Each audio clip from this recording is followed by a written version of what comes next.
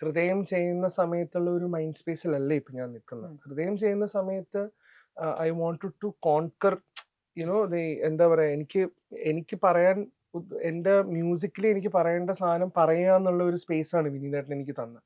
And I think I did my level best.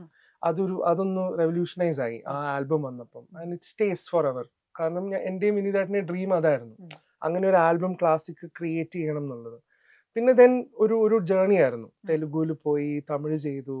ഇപ്പം ഞാൻ നിൽക്കുന്ന ഒരു സ്പേസിൽ I want to do something that is going to excite me in the future. ഇപ്പം ഞാൻ കേൾക്കുന്ന സ്കോർസ്, ഇപ്പം സിന്നേഴ്സ് എന്ന് പറഞ്ഞൊരു ഫിലിം ഉണ്ട്, ഇപ്പം റീസെന്റ് റിലീസ് ആയത്. അത് ലുഡ്വിഗ് ഗൊറാൻസ് എന്ന് പറഞ്ഞ കമ്പോസറാണ് മ്യൂസിക് ചെയ്തിട്ടുള്ളത്. നമ്മുടെ ബ്ലാക്ക് പാന്തറിന്റെ ഒക്കെ ഡയറക്ടറാണ്. അപ്പൊ അതിൽ ഇവർ 1930s ഇൻസ്ട്രുമെന്റ് ഒക്കെ റീക്രിയേറ്റ് ചെയ്ത് they are mixing country music with synth.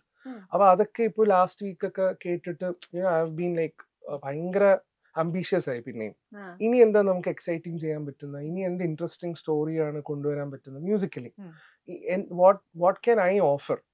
അപ്പൊ ഇപ്പം ഞാൻ ആക്ച്വലി ആ സ്പേസിലാണ്. സോ അതെ അതെ. അപ്പം I M keeping aside or commercial, because അത് പാരലലി നടക്കും. That is happening.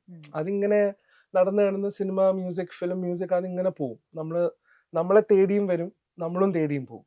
പക്ഷെ ബിയോണ്ട് ദാറ്റ് നമുക്ക് എന്താ ചെയ്യാൻ പറ്റുക ഫോർ ദ കൺട്രി, നമ്മുടെ റൂട്ടഡ് ആയിട്ട് നമുക്ക് മ്യൂസിക്. ഇപ്പം റഹ്മാൻ സാറ് വന്ദേമാതരം കൊണ്ടുവന്നു അല്ലെ, കുറെ ആൽബംസ് അങ്ങനെ വന്നു. What else can we offer? അപ്പം ഇപ്പം ആക്ച്വലി സത്യം പറഞ്ഞാൽ ആ സ്പേസിലാണ് ഞാൻ നിൽക്കുന്നത്.